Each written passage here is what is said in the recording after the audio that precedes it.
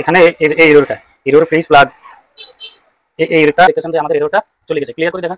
তো দেখতেছেন এখানে আমাদের যে এররটা ছিল ওটা চলে গেছে, এখন চার্জ হইতেছে। তো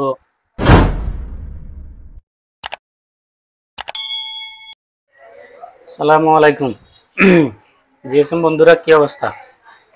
আমার কাছে আজকে একটা টেকনো স্পার্ক 2024 স্পার্ক গো 2024 একটা ফোন আছে, চার্জিং ইস্যু, যেটা কমন ইস্যু।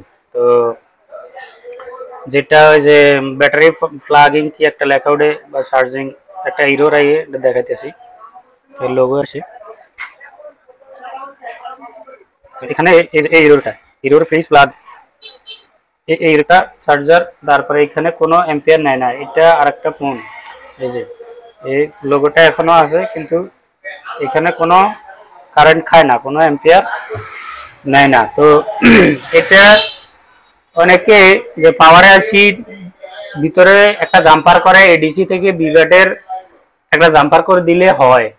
তো আমার কাছে যে টেকনিশিয়ান এই ফোনটা আনছে, উনি পাওয়ার আইসিও চেঞ্জ করছে এবং ওই জাম্পারটাও টানছে, আমাদের বলছে। তা আমরা পাওয়ার আইসি উঠানোর পরে দেখবো যে আসলে জাম্পারটা কি টানছে কিনা। তো পাওয়ার আইসিও চেঞ্জ করছে, উনি বলছে যে পাওয়ার আইসি চেঞ্জ করছে, এটাও ওকে। তো এই যে পাওয়ার আইসিটা আমার কাছে নিয়ে আসছে, যদি আমি দেখাই, এটা একটা পাওয়ার, এই তো পাওয়ার আইসিটাও নিয়ে আসছে এবং যেটা লাগানো এটা নতুন লাগানো। তো এটাও বলছে যে ওকে, এবং কি যে জাম্পারটা টানার কথা এডিসি থেকে এবং বিভেটের একটা জাম্পার সাধারণত টানলে যে করলে যে জাম্পারটা করলে হয়ে যায়, ওইটাও করা হয়েছে। এখন আমরা দেখবো যে আসলে এটা কি ফল্ট। তো এখানে আমি যদি মাইক্রোস্কোপের স্ক্রিনে দেখাই, তো মাইক্রোস্কোপের স্ক্রিনে দেখলে এখানে দুইটা রেজিস্ট্যান্ট আছে লাগানো, এই যে এই একটা এবং কি এখানে একটা রেজিস্ট্যান্ট থাকার কথা, এটা নাই। তো এই রেজিস্ট্যান্টটা এই দুইটা রেজিস্ট্যান্ট ছিল না, এই দুইটা রেজিস্ট্যান্ট এই পাটা একবারে প্রিন্ট উঠে গেছে। তো এখানেও একটা নাই। তো এই দুটো লাইনও আমি চেক করছি, এই দুটো লাইন ঠিক আছে। এটা হচ্ছে bad sense negative, bad sense positive, sense line আর কি। আর এই দুইটা রেজিস্ট্যান্ট আমি লাগাইছি। তো এখানে কত ওহমসের থাকার কথা ওইটা ওই অনুযায়ী জানি, আমি লাগাইছি। তো এই দুইটা লাগানোর পরেও আমাদের কাজটা হয় না। তো এই এইটা এই ফোনটার আসলে কোনো স্কিমেটিক নাই এবং স্কিমেটিক নাই, বিটম্যাপও নাই। তো স্কিমেটিকও নাই, বিটম্যাপও নাই। এখন এটা সলিউশন কিন্তু এটার ডায়াগনোস কিন্তু আমি করছি। এটা মূলত ডায়াগনোস করে আমি রাখছি। তো ভাবলাম যে এটা একটা আপডেট সলিউশন এবং কি এটা আরেকটা সলিউশন, আমি ভাবলাম একটা ভিডিও বানাই। তো আমি পাওয়ার আইসিটা উঠাইনি, পাওয়ার আইসিটা উঠাইনি আমি পাওয়ার আইসিটা উঠাই নিতেছি, তারপর দেখতেছি যে আমার ভিতরে কন্ডিশনটা কি।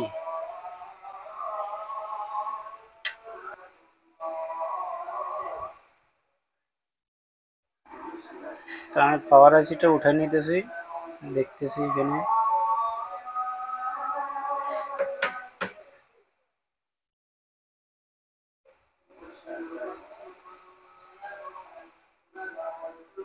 পাওয়ার আইসিটা উঠাই নিলাম। তো তো আমাদের সবগুলা জাম্পার ওকে। তো দেখতেছেন ওই বোর্ড, যে বোর্ডটা আমি জাম্পার করছিলাম এখান থেকে এখানে, আর যে স্ট্যান্ডগুলো আমি লাগাইছিলাম, তো বোর্ড ওইটাই। এবার আমরা চেক করব যে আমাদের কাজটা হয়েছে কিনা।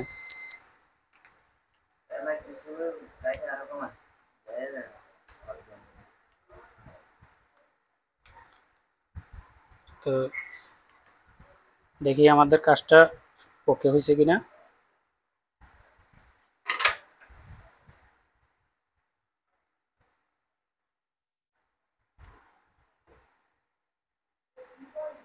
তো দেখতেছেন লাগানোর সাথে সাথে এখানে 1.8 এম্পিয়ার কনজিউম করতেছে।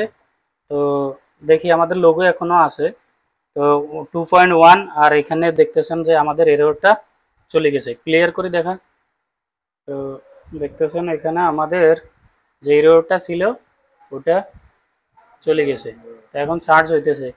তো তো সলিউশনটা হাইড করার জন্য আমি সরি, দুঃখিত। এটা যার সলিউশন লাগবে সে কমেন্ট করবেন, আমি সলিউশন দিয়ে দেব।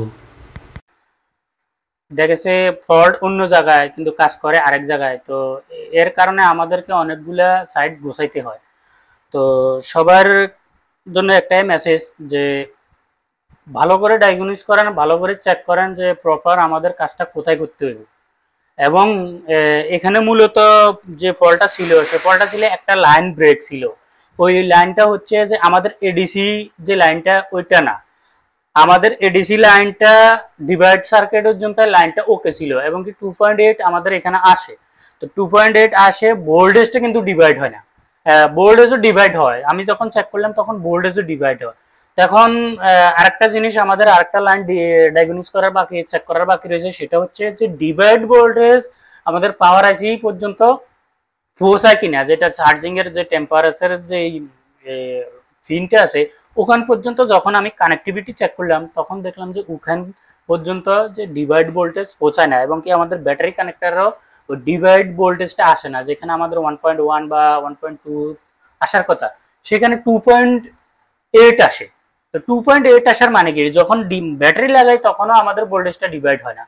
তো এটা যখনই আমি ভাবলাম যে ডিভাইড হয় না, ব্যাটারি লাগাই ডিভাইড হয় না, তার মানে আমাদের পাওয়ার আইসি থেকে একটা রেজিস্ট্যান্স মানে কানেক্টিভিটি পায় না।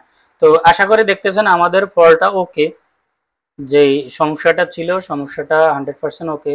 তো 30%, আমি 28% লাগাচ্ছি, 2% হয়ে গেছে, ঠিক আছে। তো যাদের এরকম ফল্ট আসে তো অবশ্যই কমেন্ট করবেন, বা যারা করতে পারেন না, আর এক এক এই ফল্টটা আরো 10টা জায়গাও আছে যেখান থেকে হওয়ার সম্ভাবনা আছে। তো আশা করি বুঝতে পারছেন যে আমাদের কোথায় কি চেক করতে হবে, চেক করার পরে আমাদের রিকোয়ারমেন্ট ওকে থাকলে ওখানে আমাদের ছেড়খানি করার দরকার নাই, যেখানে ফল্ট সেখানে কাজ করা আমাদের জরুরি। তো ঠিক আছে, অপেক্ষা করেন নেক্সট ভিডিওর জন্য। আমি তো আসলে এখন সময় পাই না, আর আমি যেই অ্যাভেলেবেল কাজ, যে অ্যাভেলেবেল ফল্টগুলো অ্যাভেলেবেল ভিডিও ইউটিউবে পাওয়া যায়, কিন্তু ইউনিক কিছু করার অপেক্ষায় থাকি, বা এরকম ফল্ট আসলে 2-4 জায়গায় দেখানো হয়েছে। এই ফোনটা কিন্তু পাওয়ার আইসি চেঞ্জ করা হয়েছে, রেজিস্ট্যান্স চেঞ্জ করা হয়েছে, অনেক কিছুই করেই দেখছে, ব্যাটারি চার্জিং এসি অনেক কিছুই করে দেখছে, কিন্তু হয় নাই। তো আশা করি বুঝতে পারছেন। আর নেক্সট ভিডিওর জন্য অপেক্ষা করেন। আর যাদের অ্যাডভান্স লেভেলের কোর্স করার ইচ্ছা আছে বা অ্যাডভান্স লেভেলের ডায়াগনোস শিকার বা স্কেমেটিক বোঝার দরকার, তারা আমার সাথে যোগাযোগ করবেন। ঠিক আছে, সেই পর্যন্তই, ভালো থাকেন, আসসালামু আলাইকুম।